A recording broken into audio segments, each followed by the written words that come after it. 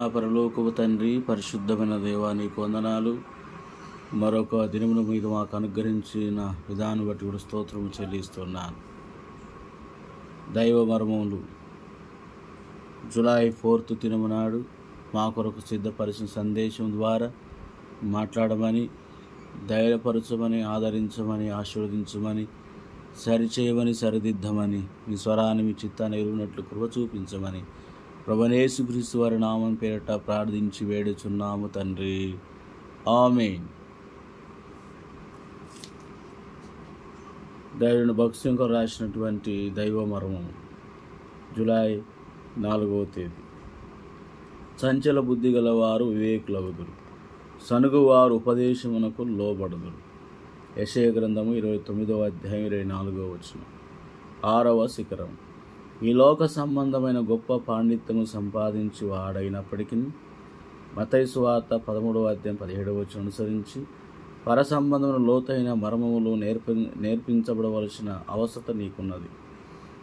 ఆయన కొరకే నీవు వేచియుండి విశ్వాసముతో, ప్రభువా నీ మార్గము నాకు బోధించు అని ప్రార్థించిన ఎడల ఆయన సర్వసత్యములోనికి నడిపించును. 7వ శిఖరం. మీరు కుడి తట్టైనను ఎడమ తట్టైన తిరిగినను ఇదే త్రోవ దీనిని నడువుడి అని నీ వెనుక నుండి ఒక శబ్దం నీ చెవులకు వినపడును. యెషయా గ్రంథము 30వ అధ్యాయం 21వ వచనం. ఇదే త్రోవ దీని నడువుడి అని మన వెనుక నుండి వినపడు దేవుని స్వరం వినుచు అడుగడుగున దినదినమునకు మనం ఎక్కవలసిన గొప్ప పర్వత శిఖరం ఇదియే. మనమెంత సులభముగా తప్పుటడుగు వేయగలం. అయితే పై విధానములో ప్రభువు మనం ఎరుగని అనేక అపాయముల నుండి తప్పించును. ఎంతవరకు మనం ఆయన స్వరం వినుచు ప్రభువా సరైన మార్గమును బోధించు అని చెప్పుచుందుమో అంతవరకు ఆయన మనం నడిపించును. ఆ విధముగా ఉన్నత స్థలము నెక్కుచు ఈ రక్షణ అనుభవించుటలో శిఖరం నుండి శిఖరమునకు దుముకుచూనుందుము. 8వ శిఖరం. పక్షులు ఎగురుచు తమ పిల్లలను కాపాడినట్లు సైన్యములకు అధిపతికి యెహోవా యెరూషలేమును కాపాడును. దానిని కాపాడుచు విడిపించుచు ఉండును, దానికి హాని చేయక తప్పించుచూ ఉండును.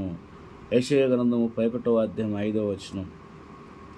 అదృశ్యమైన అపాయం నుండి ప్రభు మనను కాపాడును. హాలాండు దేశం ఉన్న స్నేహితుడు నేను కలుసుకున్నప్పుడు అతడు ఈ రీతిగా నాతో చెప్పాను.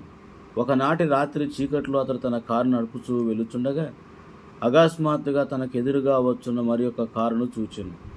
ప్రమాదం నుండి ఎదుట వ్యక్తిని తప్పించుటకు తన కారును ప్రక్కకు తిప్పినప్పుడు అది ఒక చెట్టుకు గుద్దుకొని కారంతో పూర్తిగా పాడైనను తాను మాత్రం ఏ అపాయం అందకుండా బయటికి త్రోయబడెను. ఆ విధానంలోనే మన చుట్టూ ఉన్న అనేక అదృశ్య అపాయములు కీడు నుండి మనను కాపాడబడదము.